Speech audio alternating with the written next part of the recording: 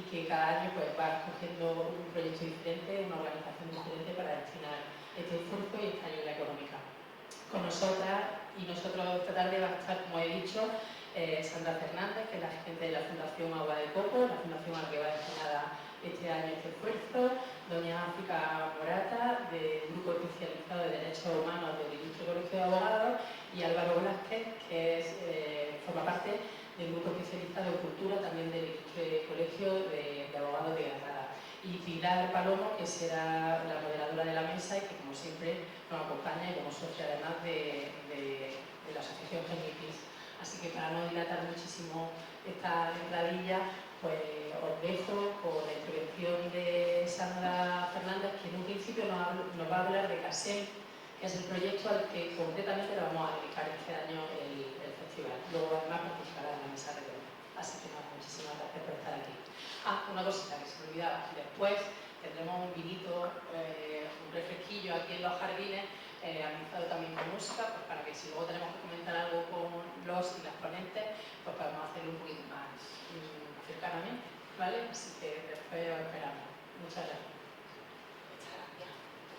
Bueno, pues quiero empezar dando las gracias a Geniplis y a todos los colaboradores y voluntarios y voluntarias que lo hacen posible, al Ilustre Colegio de Abogados por hacer posible esta ponencia. Y bueno, os cuento un poco el proyecto, en qué consiste el proyecto CASEM, que tanto habéis oído en estos días dentro de esta iniciativa del Festival Geniplis. El Centro de Acogida Socioeducativa y Musical, que así se llama el CASEM, está en Tulear, en Madagascar. Es un centro en el que estudian y se forman actualmente más de 600 niños y niñas en 10 disciplinas artísticas y musicales diferentes. Hay personas que pensarán que no es un proyecto prioritario, pero desde Fundación Agua de Coco pensamos que sí que no es un proyecto prioritario, porque genera muchísimo impacto, no porque lo digamos nosotros, sino porque así nos avala un estudio de la Universidad de Quebec, que está demostrando que los niños y niñas que realizan actividades artísticas, musicales, deportivas, lo que aquí llamamos actividades extraescolares, y tenemos a nuestros niños y niñas inundados de actividades extraescolares, pues efectivamente mejora mucho la autonomía y la autoestima de estos niños y niñas, que es una herramienta fundamental en su día a día, porque Madagascar es un contexto muy complicado. Luego hablaremos sobre Madagascar y os daremos una serie de datos y podréis analizarlo vosotros mismos. Bueno, pues este proyecto es un proyecto que está en continuo crecimiento y en continua demanda. O sea, tenemos 600 niños y niñas, pero aún hay muchísimos más niños y niñas que demandan esta formación. La importancia de este proyecto va más allá de la formación que se imparte. Va también sobre educación formal, ya que todos los niños y niñas que pasan por el CASEM detectamos los casos de niños y niñas que no están escolarizados y les dotamos de becas escolares, y también detectamos otras necesidades y les derivamos a otros proyectos. Así que bueno, os he explicado muy resumido lo que es el CASEM y después lo desarrollaré un poco más en mi parte. Muchísimas gracias a todos y a todas por estar hoy aquí. Hola, buenas tardes. Yo dar las gracias en nombre de Geniplis, dar las gracias al Colegio de Abogados. Siempre nos acoge muy bien acogido. Creo que es un buen sitio donde debatir los derechos humanos, que es precisamente uno de los objetivos fundamentales de la asociación Geniplis. De hecho, uno de nuestros lemas es globalicemos los derechos, el capital ya está globalizado, todas las personas, todos los derechos. Precisamente la mesa en la que vamos a hablar, pues va, como bien sabéis, es la educación a través del arte. Eso es en principio. Pero hay una cosa muy importante que os quiero comentar, que si bien este es el sexto festival, sí os puedo decir que ya hemos trabajado para más organizaciones, hemos trabajado para Open Art el primer año, lo conocéis perfectamente porque es esta organización que recoge en el Mediterráneo a la gente que viene del Mediterráneo y demás.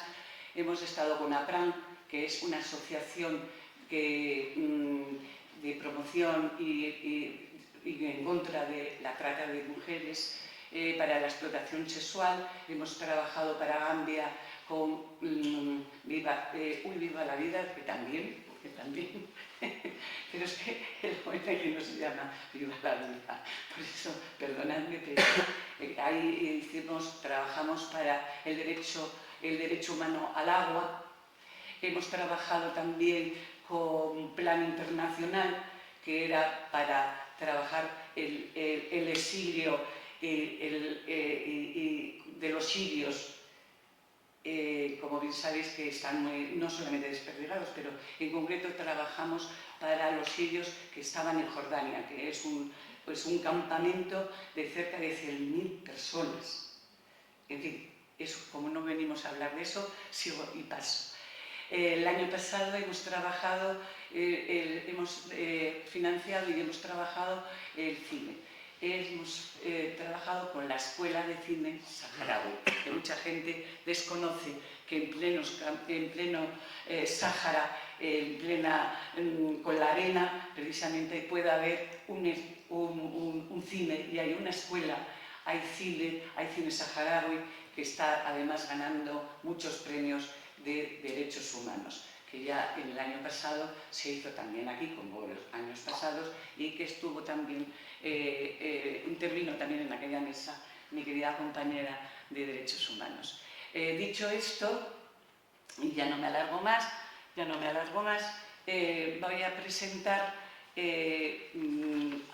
a ir presentando uno por uno a los ponentes y tenemos aquí a... Bueno, espera un segundo, es que no me daba cuenta, que es que yo si no me pongo esto, pues como que no leo.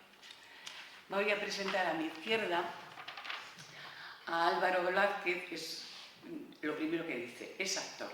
Bueno, yo le conocí como abogado y vecino, es mi Alvarito, y ya lo habéis visto, la que ha calmado así tirando las cosas y esto, pero es que es actor, sí es verdad, es actor desde hace casi 35 años, también es director de escena, dramaturgo, premiado en el 2003. Bueno, en cuanto a toda su trayectoria profesional como actor, director y demás, es largo, no lo leo, lo siento, perdóname.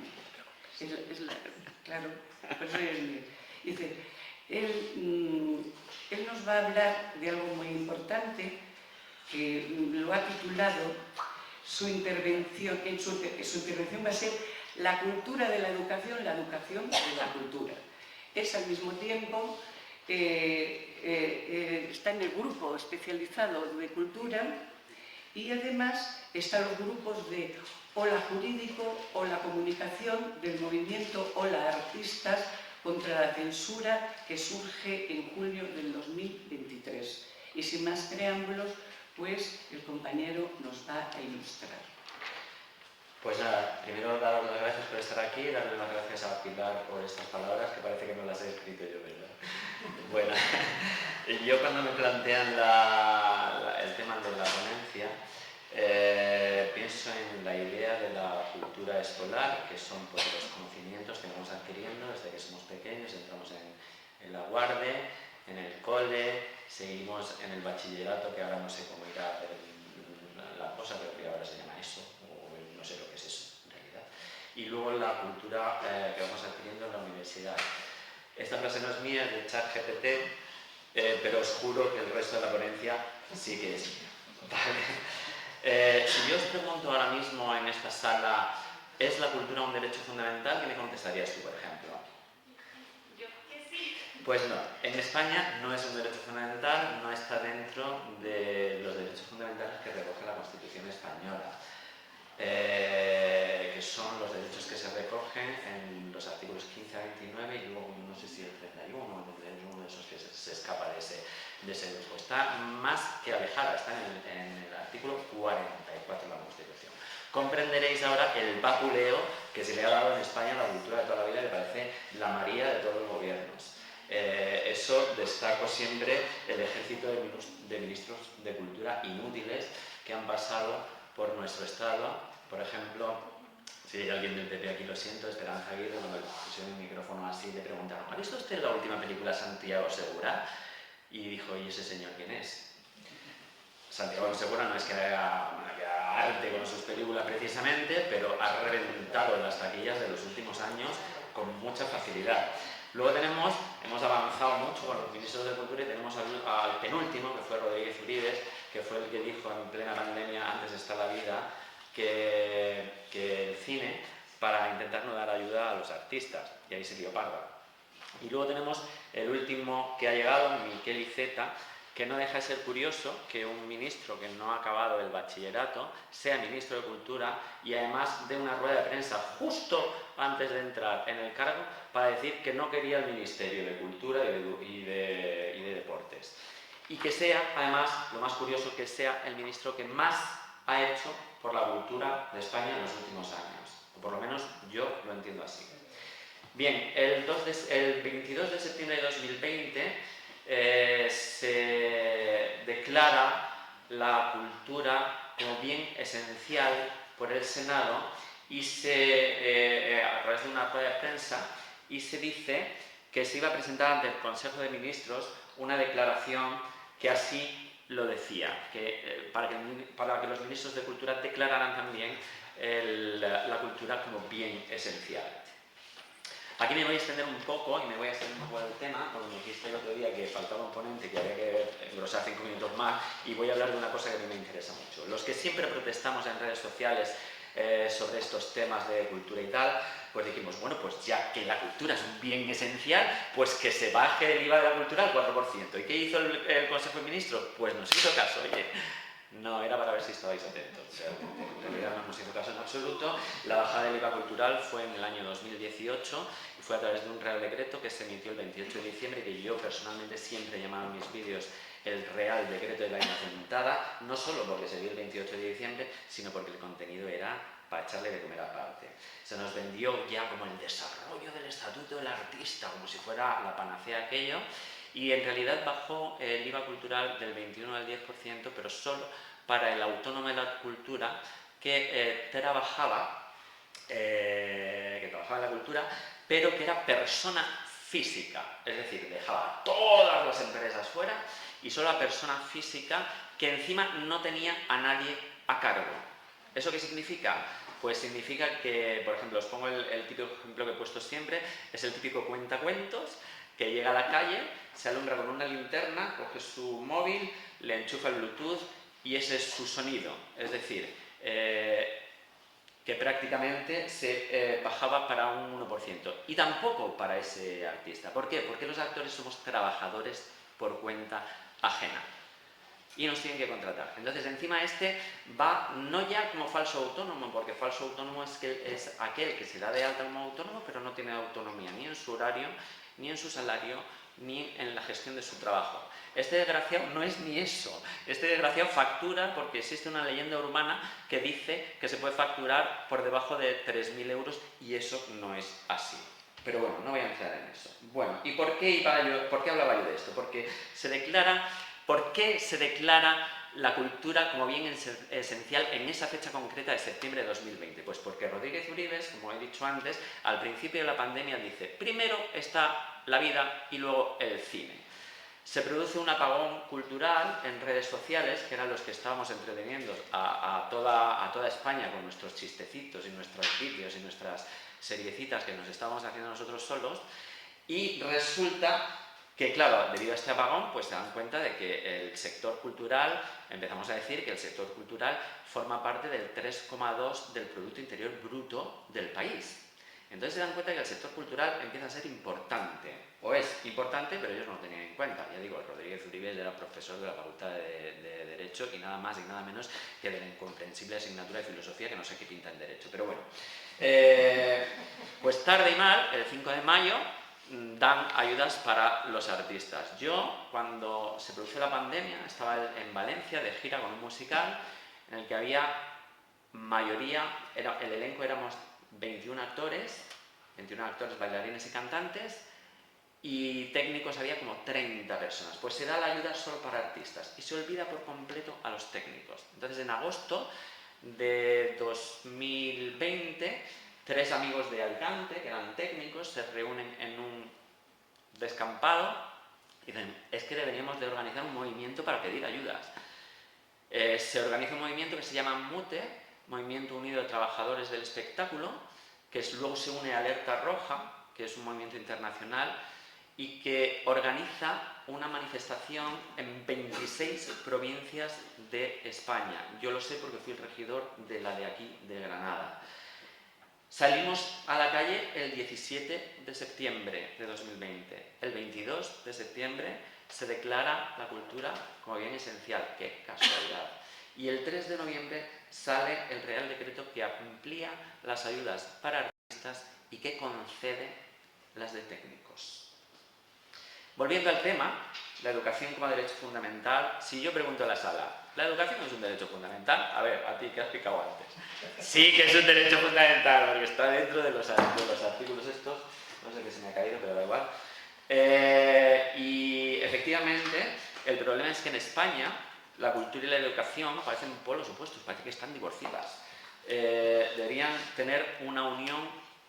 Pues eso precisamente porque son polos opuestos. Pero es que entra en juego el tercer elemento que para mí es fundamental, que es el político. El partido político que gobierna. Y como en España ha habido un ping-pong, unas veces ha gobernado a la izquierda, otras veces ha gobernado a la derecha, pues ha habido unos cambios legislativos, unos cambios en las leyes de educación, que esto empieza a ser ya, como dicen los argentinos, un puñetero quilombo. O sea, no se sabe, en nuestras escuelas se habla de diversidad cultural y de lo que se debería hablar, desde mi punto de vista, que puede ser erróneo, es del gazpacho cultural que tienen nuestros hijos y nuestras hijas y nuestros adolescentes. Hay una reforma legislativa de la educación cada vez que entra un gobierno nuevo, eso es algo evidente, ¿no? Para colmo, la educación a través del arte, que era lo que nos quedaba, pues se hace cada vez más difícil cuando empiezan a proliferar, cuando empezamos a darnos cuenta este mes de julio de que entra en juego un nuevo elemento que todos sabíamos que existía, pero nadie hablaba de él, que es la censura. La censura tapada como cancelación por falta de presupuesto. Normalmente, si hay un partido del PP gobernando y presentas una obra de teatro y eres del PSOE, no te la van a cancelar, pero es que no te la van a coger directamente. Y eso es censura también. Es una cancelación también disfrazada, ¿no? Es una censura, quiero decir, también disfrazada. La relación entre la educación, la cultura y el estatuto del artista es muy peculiar.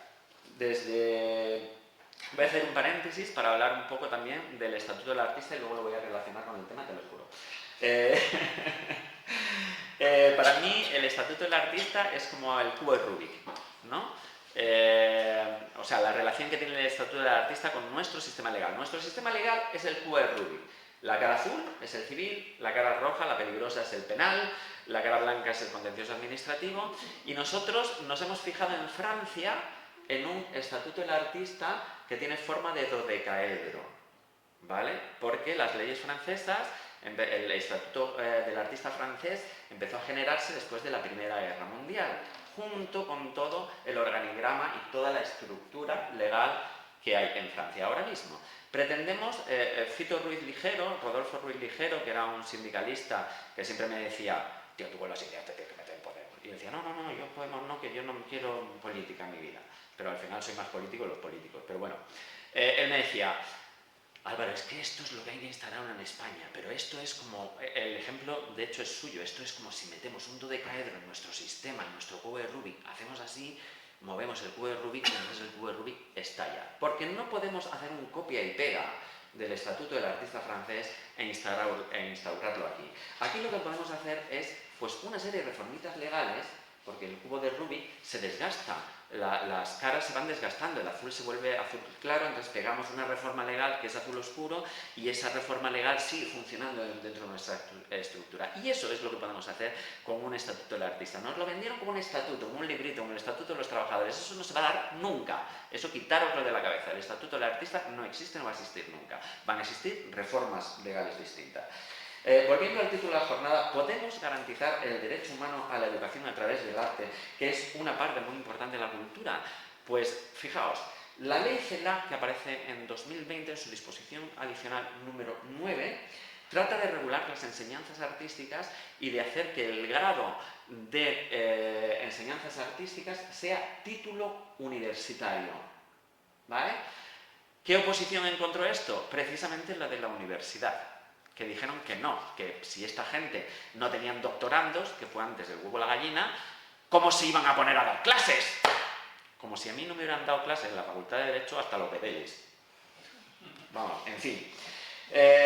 Bueno, ¿en qué punto estábamos en el desarrollo de las joder, ¿cómo se llamaba? Bueno, del Estatuto del Artista en cuanto a las enseñanzas artísticas universitarias? Pues estábamos en un puntazo, estábamos ya con un borrador de ley que iba a dar lugar a una ley para que las enseñanzas artísticas fueran universitarias. Estoy hablando de junio de 2023.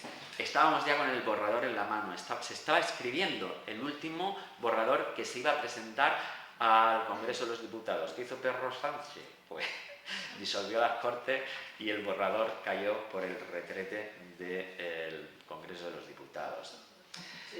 Estábamos, de todos modos, en un punto medio entre lo que hubiera sido la entrada real a la universidad y lo que tenemos ahora, que no es nada. Pero el peso de los funcionarios es mucho.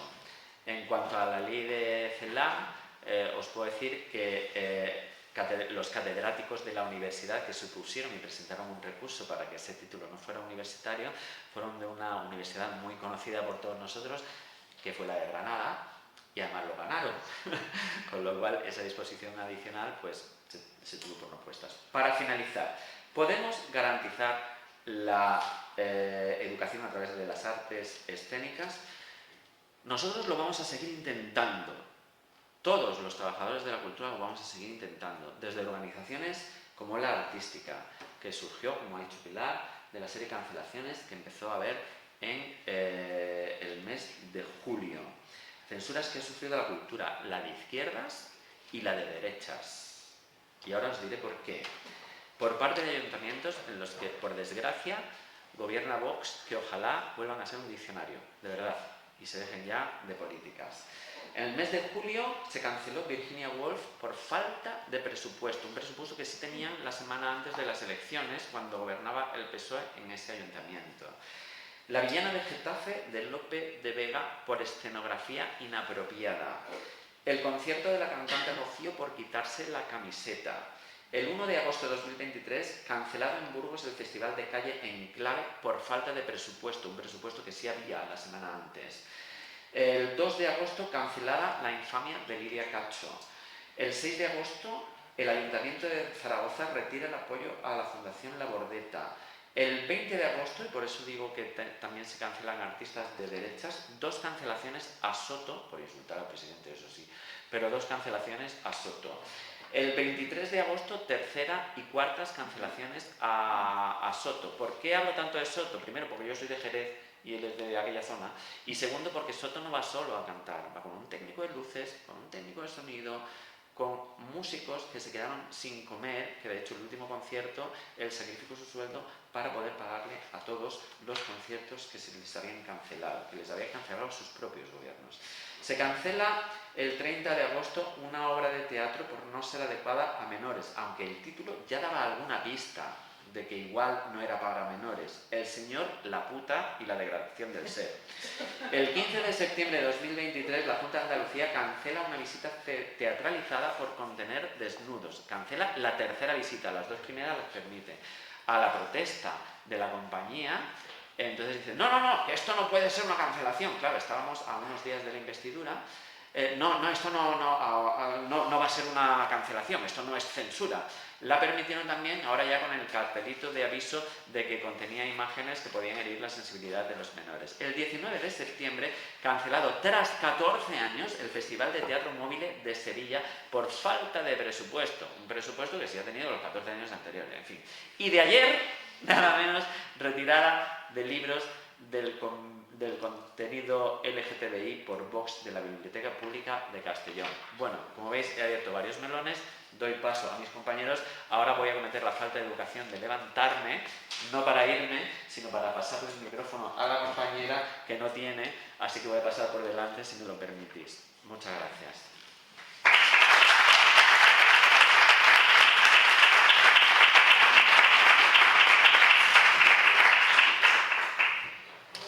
Bueno, mientras se arregla el tema técnico, sí es verdad que se me ha olvidado excusar a David Bollero, que es un periodista que nos ha acompañado en todos los debates desde que Gemiplis es Gemiplis.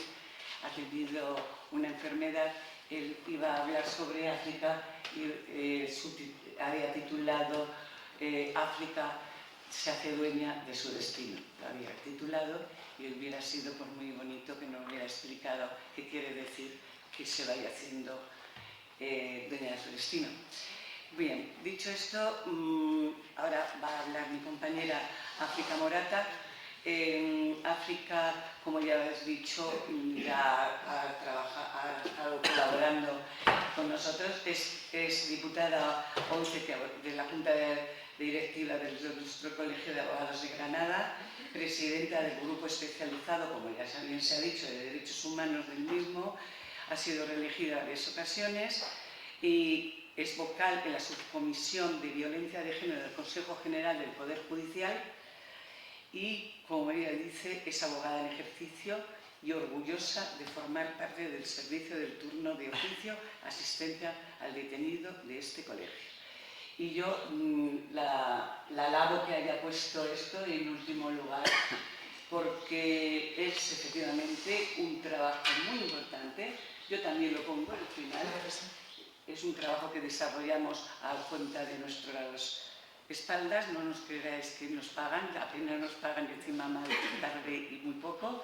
Y es un servicio público al que estamos muy orgullosas de pertenecer. Así que muchas gracias por todos los demás. África va a hablar sobre el derecho fundamental de acceso a la cultura, que, pues, mira, va también... Sí, un poco en Gracias. Bueno, Lo habíamos pensado así. Sí, pero es que lo hemos hablado antes, mentira. Bueno, gracias Pilar por la presentación, también parece que yo lo he escrito. Y bueno, yo deciros que no soy actriz como Álvaro, pero que la verdad es que en el día de hoy con esto me siento un poco actriz. Y me he sonreído antes porque, bueno, el compañero que no ha podido venir, el periodista, iba a hablar de un tema de África y aquí mis compañeros sonreían porque me llamo África y luego realmente voy a centrarme un poquito también en África, o sea que vamos todo, va todo parejo. No pretendo darles un enfoque muy jurídico porque considero que no es un momento de formación para abogados, sino que estamos en otro foro y pretendo que sea algo más extendido. Voy a ser solamente, pues voy a dar alguna puntualización jurídica muy breve y luego lo que me gustaría es dar algunas líneas generales para que veáis cómo está la situación del derecho de acceso a la cultura a modo global y luego me quiero centrar un poquito en África, incluso en Madagascar, que es de lo que va a hablar la compañera, para dar unas breves nociones, porque lamento que le voy a pisar un poquito, me ha dado permiso para que lo haga, pero me apetecía porque a la hora de ver lo que iba a tratar, ¿no? Quise investigar un poquito y la verdad es que vi cosas que me llamaron mucho la atención y me apetecía comentarlas con vosotros, ¿no? Bueno, en primer lugar, bueno, me voy a poner las gafas yo también como Pilar, porque si no estoy perdida. En primer lugar tendría que decir, tenemos que empezar hablando, diciendo que el derecho fundamental de acceso a la cultura se encuentra en varios instrumentos internacionales, ¿no? Podemos hablar de la Declaración Universal de Derechos Humanos y también podemos hablar del Pacto Internacional de Derechos Económicos, Políticos y Sociales. Pero pasa un poco como lo había contado Álvaro, cuando buscamos el artículo concreto no lo vamos a encontrar.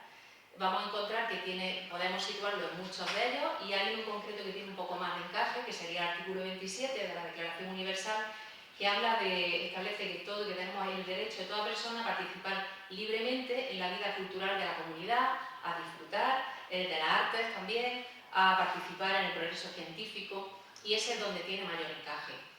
Otra de las características cuando hablamos de derechos humanos pensamos en la universalidad. Y es cierto, ¿no? Los derechos humanos son aplicables para todos debemos de tener esa garantía de los derechos humanos detrás. Hay un mínimo que siempre se ha de cumplir, pero claro, tenemos que pensar que al final en los derechos humanos, según donde los situemos y donde estemos hablando, ¿no? Por ejemplo, ahora vamos a tratar de África, no van a ser ni entendidos de la misma manera y, por supuesto, no van a ser aplicados tampoco de la misma manera. Entonces, haciendo simplemente un pequeño, ¿no? Pensando un poquito de sentido común, podemos darnos todos cuenta de cuáles son las dificultades de este acceso a la cultura y los derechos humanos.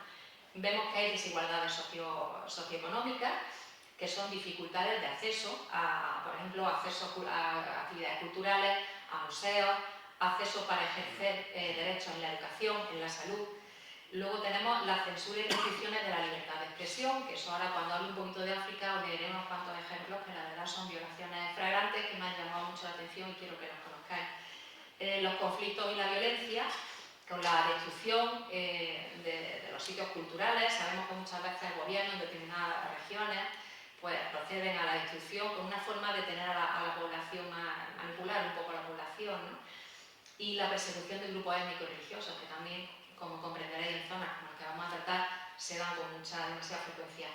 La discriminación y marginación, estamos hablando de discriminación por razones étnicas, por razones culturales, por orientación sexual. Por ejemplo, el colectivo LGTBI en África no tiene derechos, es así de rotundo. Con esto se merma el acceso a las oportunidades, ¿no? Luego el acceso limitado a la educación, no hablamos solamente de la dificultad del acceso a la educación, sino que en muchos países es que no hay medios y todos conocemos esas historias que nos cuentan de cuando van los niños en las escuelas en África y se tienen que andar esos kilómetros para poder acceder a una escuela. Pero es que no solamente el acceso a esa cultura, a esa educación, es que luego a lo mejor esa educación no es suficiente porque no tenemos una educación de calidad. O sea, también hay que pensar que luego no se forman personas para que encuentren realmente el trabajo que necesitan. La pobreza y la exclusión, como es obvio, el patrimonio cultural en peligro, la degradación ambiental. A mí me ha llamado, por ejemplo, la atención cuando me acerqué a comprobar el tema que va a tratar la compañera, que en esta isla, en Madagascar, es una cultura que está muy vinculada a lo que es la naturaleza. Tiene mucha tradición, mucho rito, y hay una tala indiscriminada de árboles. Entonces, cuando nos planteamos una dificultad de acceso a la cultura, pues aquí tenemos una, ¿no? Si esas personas que están acostumbradas desde pequeñas a esa tradición, ese arraigo que traen con la naturaleza, con ese entorno, y se está procediendo a la tala de árboles de esa manera, le estamos quitando, estamos privando a esa población de seguir manteniendo y desarrollando su cultura. El acceso digital, para que vamos a hablar de la brecha digital que hay en determinadas poblaciones. Ya no solamente el desconocimiento, sino es que no hay acceso a Internet. La migración, cuando hay una migración y un desplazamiento forzado, también a esos grupos se les priva de este acceso a la cultura, se les priva de muchos derechos, entre ellos del acceso a la cultura, ¿no? Y bueno, las violaciones de derechos humanos, pero esto ya simplemente es una pérdida extrema de los derechos, esto es por el genocidio y las barbaries que tanto se dan, ¿no? La situación en África. Yo cuando ya he comentado que me he puesto a investigar un poquillo para ver de lo que iba a hablar Sandra, pues he estado viendo que África me ha llamado la atención. Tenemos que pensar que en África la realidad que hay es que es casi el doble de países que en la Unión Europea. O sea, aquí estamos hablando de que hay 54 países. Hay diversidad y hay formas de interpretar y de acceder a esa cultura, ¿no? A partir de la década de los 60 sabemos que empieza la guerra contra el colonialismo y ahí empiezan las trayectorias sociales, políticas, se empieza a hablar de derechos humanos, pero no podemos decir que hay una línea común de derechos humanos en un territorio tan vasto, ¿no?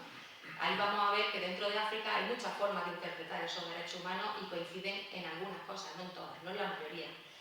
Las dificultades grandes que hay en África en cuanto a derechos humanos, tenemos la guerra, la represión, la escasez de sistemas democráticos, o sea, es que allí hay mucho dictador y mucho ejército controlando a la población, la discriminación y la marginación, y tenemos también que hacer aquí un pequeño trabajo mental y nos pasa como al principio, ¿no? Si pensamos en África cuál es esa dificultad de acceso a la cultura, pues tenemos lo mismo que pasa globalmente, ¿no? La diversidad étnica, los lenguajes, ten en cuenta que en África hablamos de Zulú, como hablamos de árabe, como hablamos de Swahili, el arte y la música.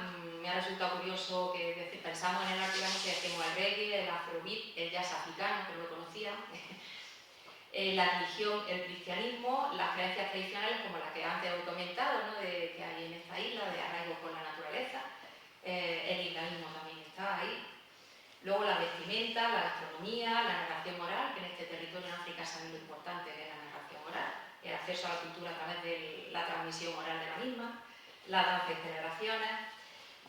Apunte jurídico sería que tengo que por lo menos citar que como instrumento jurídico de derechos humanos en África está la Carta Africana de Derechos Humanos, que esta está en vigor desde el 86.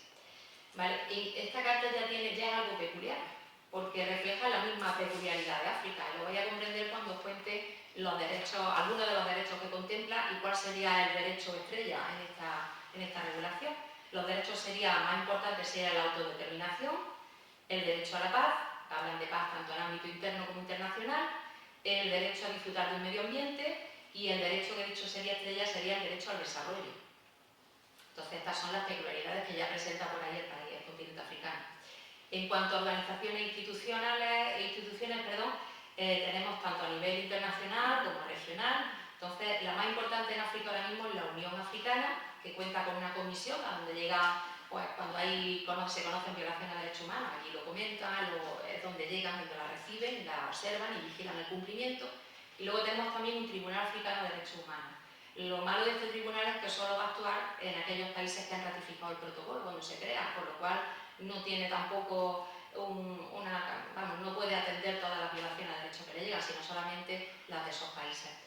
Luego también hay a nivel regional, está la Comunidad Económica de Estados de África Occidental y la del África Austral, que por si os despista un poquillo en la zona sur, que son 5 países, serían Botswana, Lesoto, Namibia, Suazilandia y Sudáfrica. Luego también están las organizaciones no gubernamentales, por supuesto, que hacen un gran papel, que son pues, todas las ONG. Y dentro de Naciones Unidas también hay una representación en África que sería la Oficina de Alto Comisionado de las Naciones Unidas para los Derechos Humanos. Ejemplo, y esto sí lo voy a leer, voy a intentar no leerlos todos porque es que hay muchísimos, es vergonzoso. Ejemplo de violaciones de derechos humanos relacionados con acceso a cultura, he recogido unos cuantos porque veáis. En Nigeria, por ejemplo, un tribunal de la ciudad de Kano condenó a 2 personas famosas, 2 influencers, en las redes sociales a 1 semana de detención, a flagelación y al pago de una multa por difamar presuntamente al gobernador del estado en un sketch cómico. Eso pasó en Nigeria. Todos estos datos que estoy dando son 2020-2023, no me estoy yendo, son de ahora. En Senegal se detuvo y acusó de difamación y difusión por noticias falsas a diversas personas, incluido un dirigente de oposición y 2 activistas. En Sudán, una mujer acusada por delito en virtud de la ley de delitos informáticos, entre ellos difundir información falsa en relación con una publicación en redes sociales sobre el reclutamiento de menores por las Fuerzas Armadas en Sudán. En Zambia, 2 hombres condenados a 24 meses de prisión con trabajo forzado, esto ya, por insultar al presidente en TikTok. Las fuerzas de seguridad asaltaron instalaciones de medios de comunicación en Sudán y Uganda, y las autoridades suspendieron o cerraron medios de comunicación en Ghana, Malí, Nigeria, Somalia y Tanzania por publicar contenidos que se consideraron críticos o desfavorables para el gobierno. En Etiopía se detiene a 29 periodistas y personas que trabajan en medios de comunicación. En Ghana a un locutor radiofónico.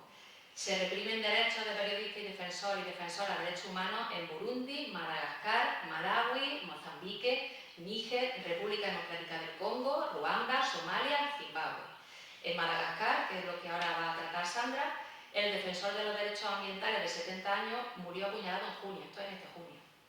En Mozambique, presuntos agentes estatales irrumpen en la oficina de un abogado de derechos humanos y se llevan el ordenador y también acaba detenido. En Tanzania y Guinea Ecuatorial persistía la exclusión de las niñas, persiste exclusión de las niñas, esto es un problema que se repite y que a lo mejor también Sandra nos cuenta, exclusión de las niñas embarazadas de la escuela. Las niñas cuando están embarazadas no tienen acceso a la educación ni a la cultura, no pueden estar en la escuela, las expulsan. Algo positivo es que luego con la intervención a través de las instituciones, de los organismos internacionales y ONG se consiguió en Sierra Leona que se volvieran a reincorporar 800 niños y niñas a las escuelas. Pero para que veáis, bueno, como dato que lo tengo que decir porque me ha parecido también flagrante, la violencia de género en Sudáfrica aumentaron un 10,3 entre junio y septiembre, estamos hablando de ahora, junio y septiembre han perdido la vida 989 mujeres. Eso en Sudáfrica. Bueno, un poco aterrador todo esto. En Madagascar, entre enero y abril, bueno, esto ya lo quería contar yo. Lo que va a hablar Sandra me ha llamado la atención, yo he querido ver porque, Madagascar, para que hagáis una idea, lo que yo he visto es que es una ciudad empobrecida, que viven de recursos naturales, con sequía, con escasez de medios, entonces nos encontramos una población que no tiene acceso a cultura, no tiene acceso a prácticamente nadie. Os voy a explicar por qué. Porque entre enero y abril del 2023, o sea, ahora, ha habido 6 tormentas tropicales y ciclones tocaron tierra en el país, lo que agravó los efectos de la sequía que he comentado. Murieron más de 200 personas y se han visto afectados los medios de vida de más de 570.000. En todo el país se han destruido las infraestructuras públicas como las escuelas, las carreteras y los centros de salud, es decir, la gente se ha quedado sin nada. En febrero el ministro de Justicia tiene que dimitir porque le pillan en una grabación, un audio, con unos sobornos y tiene que dimitir el ministro de Justicia. Y ahora hasta septiembre solamente está vacunado un 5,4% de la población frente al COVID. Entonces son datos, me gusta comentarlo porque es una forma de entrar ahora en el tema, porque si no es que no comprendes cómo pasan estas cosas, ¿no? Y más con lo que os voy a contar ahora. A ver, a mí me ha llamado mucho la atención, y antes lo estaba hablando con Sandra, esto que os voy a contar. En septiembre, una escuela privada de un barrio de la capital rechazó la solicitud de matrícula de un niño de 17 años alegando lo siguiente: que la institución necesitaba mantener su imagen porque no estaba preparada para aceptar a niños con albinismo. Esto dicho así puede parecer un poco absurdo, pero este problema es muy serio, ¿no? A las personas albinas hay una creencia en muchas zonas africanas pues, que son talismanes de suerte. Entonces lo que se le hace a las personas albinas, sobre todo a los niños, bueno, son secuestros y mutilaciones. Se les extraen los ojos porque los ojos son talismanes.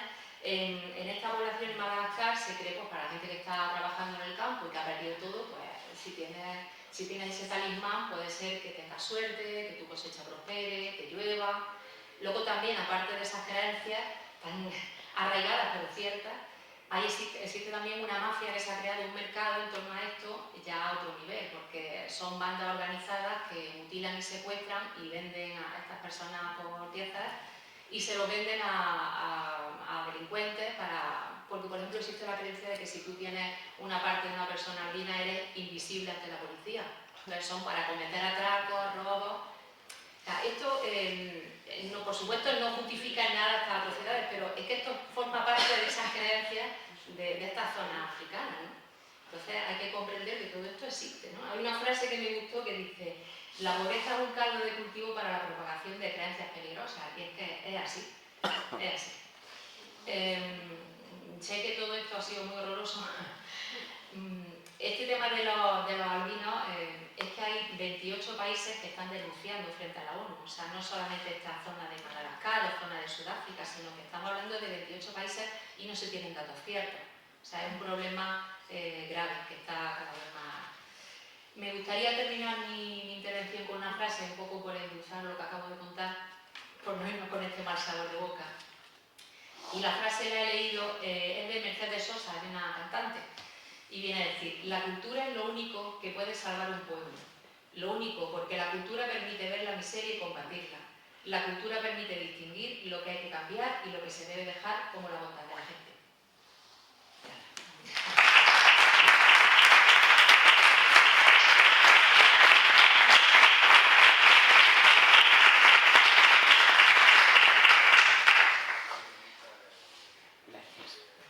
Sí, efectivamente, África es muy variada. África no es un país, es un continente, efectivamente. Bueno, pues vamos a terminar con la compañera Sandra Fernández César, es gerente de la Fundación Agua de Coco, que ya lo comentó. Mi compañera Inma es licenciada en Administración y Dirección de Empresas, ha estado trabajando en empresa tanto nacional como internacional y dio su paso por asuntos propios, es decir, por vocación a la cooperación internacional, y es desde el 2018 dirige la Fundación Agua de Coco. Sabe bastante sobre medio ambiente. Igual si te lo enciendo. Vale, pues creía que lo había entendido. Bueno, pero me habéis oído. Sí, ¿verdad? Vale. Que es experta en medio ambiente precisamente en Madagascar, pero no viene hoy a hablarnos de medio ambiente, puesto que la mesa es sobre derechos humanos y el aprendizaje o su desarrollo a través del arte. Nos va a hablar de Madagascar, nos va a explicar mejor también todo eso, el tema de Kassem, si viene y ella quiere, lógicamente, pero su intervención va a ser predominantemente sobre la situación de los derechos humanos en Madagascar y la situación de las mujeres y la infancia dentro de los derechos humanos, que es muy importante desgregar y saber cómo se aplican los derechos humanos a los hombres y a las mujeres. Y sobre todo a la infancia, que es algo muy preocupante y sé que además para Agua de Coco es fundamental. Sí, realmente es clave. De hecho, Madagascar es un país que el 80% de la población son niños. O sea, es una población súper joven. Así que para nosotros son fundamentales. Muchísimas gracias, Pilar, por esta presentación. A mí me gustaría empezar haciendo una pregunta. Ya la compañera nos ha dado algunas pistas, pero me gustaría saber qué os evoca a vosotros cuando alguien dice Madagascar. ¿Qué se os viene a la mente? Colores. ¿Color? ¿Sí? Naturaleza. Sí. Paraíso, correcto. Película de animada. También, exactamente. Eso ha hecho mucho daño, la verdad, que la peli de Madagascar, pero sí, o sea, todo el mundo, efectivamente, todo el mundo asocia Madagascar a la peli. Y sí, efectivamente, Madagascar es color, Madagascar es biodiversidad, tiene una biodiversidad brutal. Pero Madagascar, bueno, pues tiene otras características que ahora voy a contar un poco, pues dando unas pinceladas, números, cifras. Bueno, pues Fundación Agua de Coco está en Madagascar precisamente porque se hace muy necesario hoy en día. Como dato diré que Madagascar ocupa el puesto 173 de 189 países en cuanto al informe de Índice de Desarrollo Humano de Naciones Unidas. El 70% de la población vive por debajo del umbral de la pobreza. El 47% de los menores trabajan y trabajan en sectores muy complicados como la agricultura, ganadería, minería, que ahora hablaremos un poco porque tenemos un proyecto relacionado con esto, con el trabajo contra la explotación infantil. Es el cuarto país con más casos de malnutrición crónica del mundo y bueno, pues ya simplemente con estos datos te quedas un poco impactado, ¿no? Aparte, la región sur en la que trabajamos Fundación Agua de Coco, nosotros tenemos varios proyectos, ¿no? Pero la mayoría de los proyectos se encuentran en la parte sur. Como ha anticipado también la compañera, hay una sequía, ¿vale?, que se ha recrudecido en los últimos 15 años. De hecho, decimos que en Madagascar, no lo decimos nosotros, lo dice la ONU, se han dado los primeros refugiados climáticos, porque bueno, están teniendo una sequía y una hambruna que está directamente relacionada al cambio climático.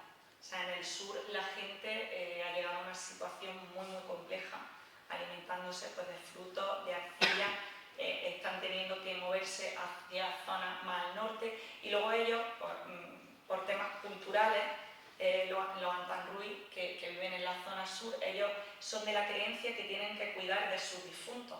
Entonces, imaginaros, o sea, hay gente que muere de hambre porque no se mueve de su sitio, no se mueve del sur para emigrar y para poder conseguir alimentos. O sea, que imaginaros. Luego, si hablamos en términos, luego también, como has comentado tú, el tema de la tala de madera rosa, que es muy codiciada, y luego aparte es muy complicado plantear allí, es un país en el que la gente vive el día a día. O sea, ellos salen para conseguir el sustento del día a día. No es como nosotros, que tenemos un trabajo, un contrato indefinido. Ellos tienen, pues bueno, pues la realidad allí en el sur de Madagascar, pues que ellos salen por la mañana a conseguir, pues bueno, pues el sustento para su hijo, para su familia en ese día. Esa es la realidad. En términos de educación, si hablamos de educación, que es algo que evidentemente de hecho es nuestro lema, ¿no? Educación como motor de desarrollo. En Fundación Agua de Coco lo tenemos clarísimo, tanto educación formal como educación no formal. O sea, es la clave para conseguir un cambio y para conseguir realmente una sociedad más justa y más sostenible. En Madagascar el 25% de los niños y niñas no van ni siquiera a primaria y solamente un 5% de las personas llegan a la universidad. O sea, un dato bastante impactante. El 28% de las mujeres son analfabetas y el 23% de los hombres. Luego también hay un tema que está hay muchos temas realmente directamente relacionados con el tema de la educación. El embarazo precoz. El embarazo precoz es algo desgraciadamente muy de actualidad en Madagascar. El 41% de las mujeres se casan antes de los 18 años, el 41%. Y bueno, pues por costumbres, por temas culturales, ¿no? Hay una costumbre que dice que, bueno, que cuando una niña se hace mujer la tienen que dejar sola viviendo en una cabaña. Imaginaros, pues esto cuando tú todavía no eres madura, te falta mucho ese apoyo de la familia, cuando más importante es ese apoyo, te dejan sola ante peligro que en Madagascar pues se multiplican por 1000 y bueno, pues son víctimas de embarazo precoz, que caen en las redes de la prostitución infantil. Así que bueno, pues esos son temas que nos preocupan. De hecho, Madagascar es uno de los destinos de turismo sexual más importantes a nivel mundial. De hecho, desgraciadamente, a nivel personal sí que os digo que se ha notado muchísimo el cambio. O sea, cuando tú vas ahora por Madagascar, antes os hablo hace 5 años, no era tan obvio, ¿no? Y ahora, os hablo de hace un mes y pico, pues una de las calles principales de Madagascar pues, estaba llena de niñas ejerciendo pues, la prostitución y en unas edades realmente es impactante. O sea, niñas muy pequeñas, de 7, 8, 12 años y bueno, no solo de turistas, sino también, pues, personas malgaches. Bueno, ante esta situación, porque no quiero dejar este mal sabor de boca, ¿no? O sea, hemos empezado por los datos, que sí, evidentemente son demoledores, pero bueno, Fundación Agua de Coco sí que está llevando a cabo un trabajo importante, bueno, pues, con la educación en el centro de todo, porque para nosotros la educación es una transversal a todos nuestros proyectos. Nosotros trabajamos en 3 ejes, el eje educativo, el eje social y el eje medioambiental, ¿vale? Porque creemos que esos 3 ejes son fundamentales para conseguir realmente un cambio en las comunidades que trabajamos, un cambio con impacto real. A nivel educativo, nosotros hemos creado 2 escuelas. Una escuela en Ancalica, en un barrio que está muy cercano a una salina, y bueno, actualmente tenemos más de 1.700 alumnos y alumnas, y con esto lo que pretendemos es luchar contra la explotación laboral infantil. O sea, en África sí es cierto que para la economía familiar es fundamental el trabajo de los niños y de las niñas. O sea, estos niños y niñas pues, se encargan muchas veces del cuidado de sus hermanos y hermanas más pequeños, se encargan pues, de ir a buscar agua, que ya has comentado también el tema del agua. Muchas personas tienen que andar 7 horas para conseguir un bidón de agua. O sea que es muy importante el trabajo, la colaboración de esos niños y niñas.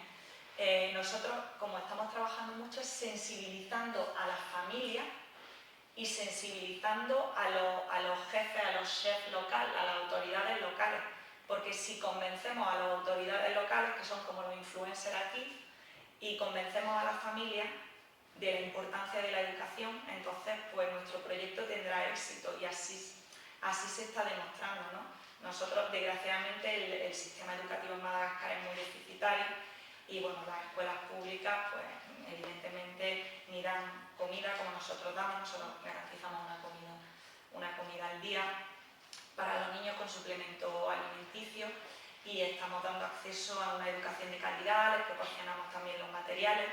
En Madagascar no es fácil que un niño tenga acceso, un niño o una niña tenga acceso a la educación, porque necesita el dinero del uniforme. Os hablo de una escuela pública, el dinero del uniforme, necesita el dinero de los materiales, tiene que pagar una colaboración en la escuela pública también, más las distancias que tienen que recorrer también, porque en las escuelas no hay una escuela en cada esquina como tenemos aquí, ¿vale? Así que el tema de la educación es muy complicado. Entonces estamos consiguiendo, a través de la sensibilización de estas familias y de estas personas que tienen una influencia en las comunidades, que los niños vengan a la escuela y se están dando cuenta de la importancia de la educación, que al final está transformando vidas. Para nosotros es maravilloso cuando podemos ver que un antiguo beneficiario nuestro, beneficiaria, ahora está trabajando en alguno de nuestros proyectos y tenemos varios ejemplos.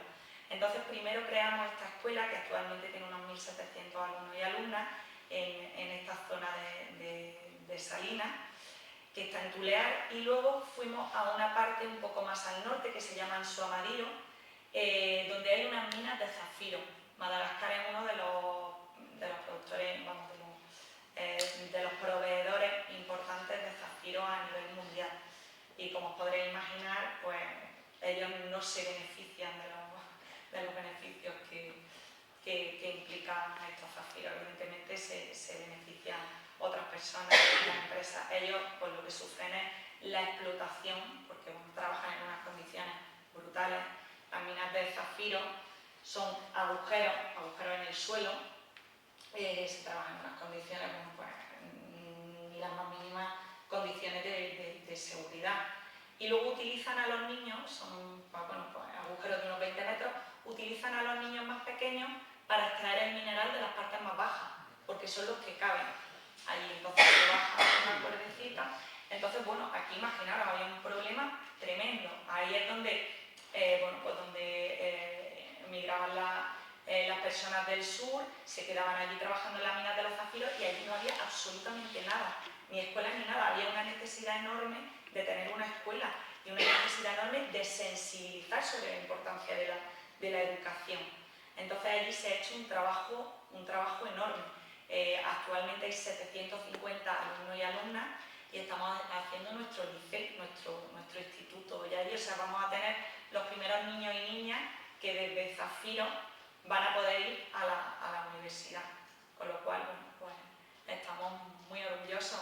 Y bueno, no solamente estamos hablando de educación, también a nuestros beneficiarios y beneficiarias se les proporciona un seguimiento médico y un seguimiento nutricional, ¿vale? Es, digamos, un servicio integral, un servicio completo a esas comunidades, porque imaginaros, para encontrar un centro médico tienen que llevar infinidad de kilómetros, o sea que nosotros realizamos ese seguimiento también.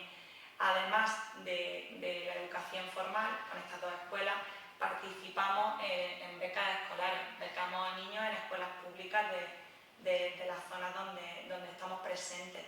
Y bueno, también, como os decía antes, y un poco al hilo del protagonista, ¿no? el CASEM, nuestro proyecto del CASEM, también apoyamos mucho la educación no formal, porque pensamos que el arte, la música, la cultura, el deporte es fundamental para el desarrollo de esos niños y niñas. Allí es fundamental. O sea, os he hablado de este estudio de la Universidad de Quebec, que efectivamente lo avala, que ha demostrado que son más autónomos, que tienen más autoestima, que son herramientas fundamentales en su día a día. Pero es que además lo vemos, o sea, tenemos un proyecto, y además que os invito a asistir, que vamos a tener un concierto el día 2 de diciembre aquí en el Auditorio Manuel de Falla, de una de las disciplinas de nuestro CASEM, que es la Malagasy Gospel, que es una coral de gospel, un grupo de niñas que cantan por los derechos de la infancia, y van a hacer unas giras nacionales. Han recorrido ya varios países, en España han estado varias veces, y esto no es solamente una experiencia a nivel musical o artístico, es un proyecto educativo en el cual tienen la oportunidad de conocer y de hacer intercambios culturales con otros grupos musicales, con otras niñas de otras escuelas. O sea, que realmente es un proyecto que tiene un impacto brutal. O sea, más allá del día a día, ahora os puedo hablar aparte de esta colaboración tan maravillosa que estamos haciendo con Help Me Please, también estamos haciendo una colaboración con Óperas Sin Fronteras. Queremos hacer la primera ópera en Madagascar. O sea, con todo lo que eso conlleva, o sea, que imaginaros lo que, no sé, lo que da de sí el entusiasmo y la motivación, porque os puedo asegurar que fondos pocos, pero bueno, que estamos luchando cada vez, porque hombre, somos una ONG pequeña y bueno, pues a ver, hacemos lo que podemos, pero bueno, que al final la motivación, las ganas y sobre todo la gente que nos rodea y los colaboradores hacen posible pues, que se puedan llevar a cabo todas estas cosas. Y realmente cuando ves la cara de estos niños y niñas cuando están participando en una masterclass de gente súper potente que viene de hacer cosas en el Teatro Real, que viene de una ópera de Aviñón, pues la verdad es que, o sea, este proyecto de verdad tiene impacto. Entonces ahora pues nos hemos aventurado en hacer crecer este proyecto, porque hay niños y niñas a la espera que quieren entrar, porque esto ofrece un ocio inclusivo, un ocio seguro. O sea, mientras están allí, están protegidos de todo el tema, de todo lo que os he contado, de la explotación laboral, de la explotación sexual, y aparte se están formando como personas y están teniendo pues experiencias realmente únicas. Y bueno, y estamos haciendo nuestro proyecto, un nuevo centro de arte y música, que queremos que sea una referencia en todo el país y recibir grupos internacionales, o sea que si queréis venir a vernos, súper bien recibidos. Y bueno, queremos pensar a lo grande, porque pensamos que a través de la educación pues todo se puede. Luego, aparte de este proyecto CASEM, tenemos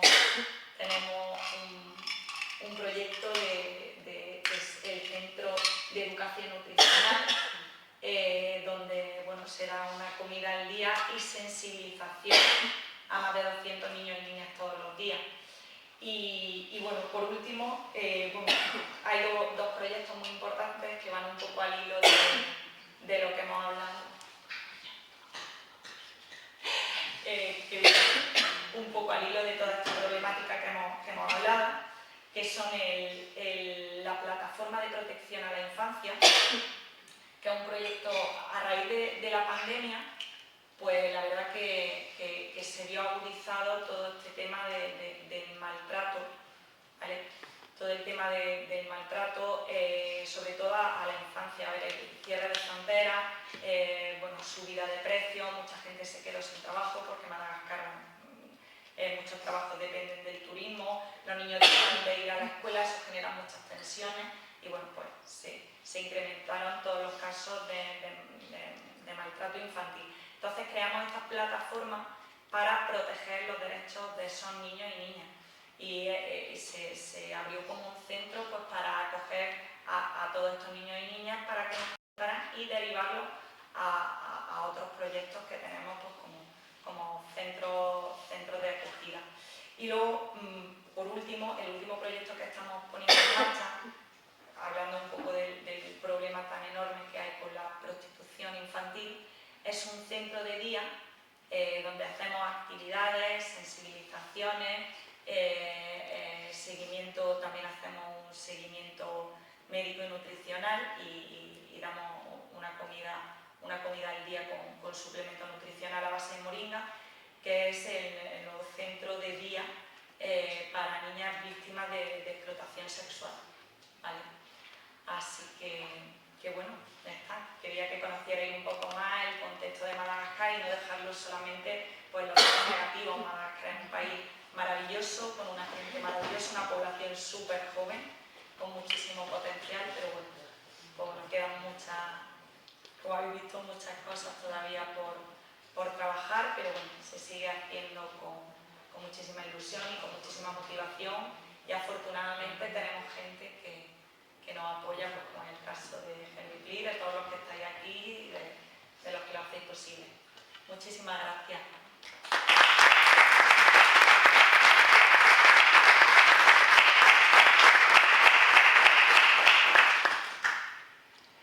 Bueno, pues tenemos unos 15 minutos en los que podemos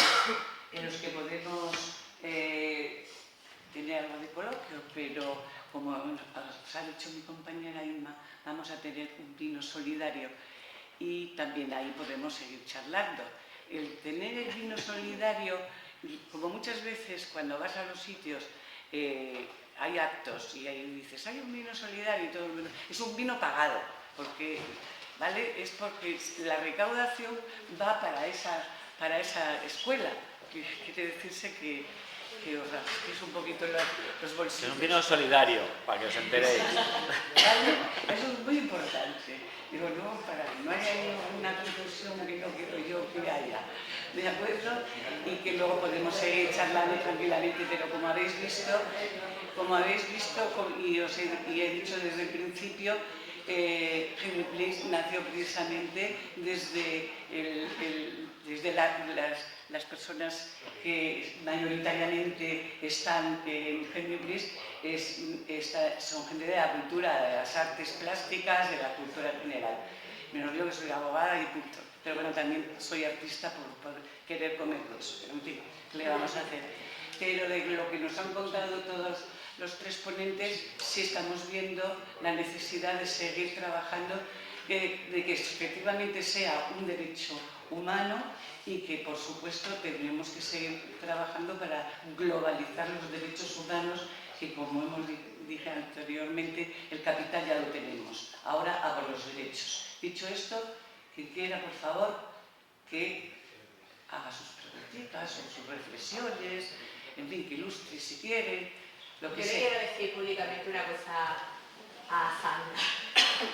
Sabe que me encanta el proyecto, que lo habíamos hablado, tuve la suerte de poder conocer a las chicas de la Batucada cuando vinieron este verano aquí, y tanto a mi compañera Ana como a mí, que fuimos las personas de Henry Place que estuvimos ese día, nos llamó mucho la atención, porque claro, tú tienes los datos en la mano, la alegría y lo fácil que ellas se comunicaban con la barrera del lenguaje, tanto con nosotras como con las personas integrantes de la otra batucada.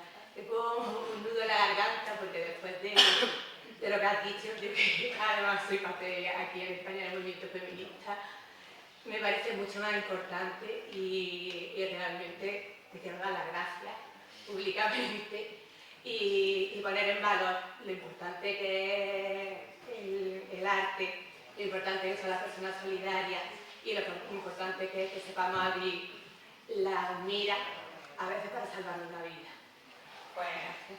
Pues yo te quiero dar las gracias, y te voy a dar un besico porque... Que se agradece mucho, de verdad tener gente, muchísimas gracias, se agradece muchísimo tener gente como vosotros, de verdad es que a vosotros os parece natural, ¿no? Porque lo hacéis con gusto y tal, pero nosotros estamos alucinando, o sea, desde Agua de Coco estamos alucinando de lo bien que lo organizáis todo, de lo profesionales, de ese movimiento. Nosotros como acostumbrados trabajamos muy rápido, ¿no? Pero ver gente trabajando también tan rápido, que sois de otros sectores, que de repente habéis dicho, venga, vamos a unirnos y vamos a hacer esto, y encima todo lo que hacemos lo hacemos bien. O sea, de verdad, os lo digo de corazón, yo os lo he dicho por separado a todos. Gracias. Es verdad, es que es verdad, os lo agradezco de corazón y da gusto trabajar con vosotros, o sea que felices y agradecido.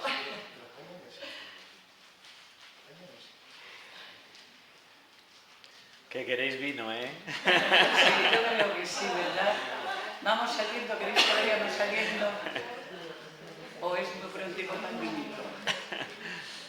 Nunca, ¿verdad? Bueno, yo decirle a Sandra que formo parte de Gospel Molotov y que hemos cantado con Gospel Malagasy también. Qué bueno, por favor. Sí, lo que pasa es que a mí me pillé en Madrid y no pude participar en ese concierto, pero sí, el coro yo participo con Gospel Molotov desde hace 17 años. Madre mía, conocer a Cecilio, ¿no? Claro, Cecilio fue de nuestros tenores.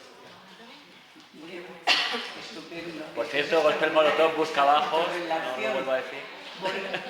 Bueno, pues ya como vamos a ir dando por terminado el asunto, me iba a pasar como la compañera. No es COVID, ya lo he pasado. Es alergia. Sí os digo que en el festival en el festival Help Me Please nos queda, después de este acto, vamos a tener los 2 galas de rock. Una. El día 12. El día 12. ¡Anda! Que os quiero que por favor estéis atentas, atentos, que si no vais a ir que lo propaguéis, que si no va, pero que también hay una cosa muy importante, que es la fila 0. Tenemos una cuenta corriente en la cual se puede mandar, como si vas, dice, uy, no he ido a tal sitio y no he podido pagar los 10 euros de entrada. Pues muy bien, lo metéis en la fila 0. ¿Está? Y luego vais a nuestra página y lo veis grabado. ¿No os parece? Es buen plan, digo yo. Sí, un sábado, un vinito, te pones un vinito. Ves lo que tenemos en la revista, los 10 euros para la revista. Que por cierto, yo no la sé, pero que en la página web está. Lo digo por si alguna lo tenéis vosotros por ahí, eso por decirlo, pero que en la página web, vale, fuera ya de broma. Traes o en Facebook o tal, está la página, y aunque sean 3 euros, está muy bien, porque otra ha dado 7, pues ala, ya tenemos 10, y así vamos juntando, ¿sabéis? ¿A que sí? Pero lo hemos hecho todas cuando éramos pequeñas. Yo tenía 90 años, como soy muy mayor y muy viejecita, pues resulta que tenía, no me llegaba la peseta y le llegaba a mis hermanos mayores y le decía, ¿me lo puedes cambiar por una peseta? Es que te falta 10 céntimos. Hombre, no me seas. Y luego lo iba juntando hasta que llegaba el duro. Pues si ahora tenemos... Por supuesto, y además que tienes toda la razón, que todo suma, Todo suma, mucho ¿verdad? pequeñito hace lo grande. Vale, pues nada más, que si no tenéis más que preguntar, nadie levanta la mano para nada, pues vamos a ir a tomar el airecillo y vamos a ir tomando unas cervezas frescas. Los esperamos el día 12, ¿de acuerdo? Venga, nos vemos.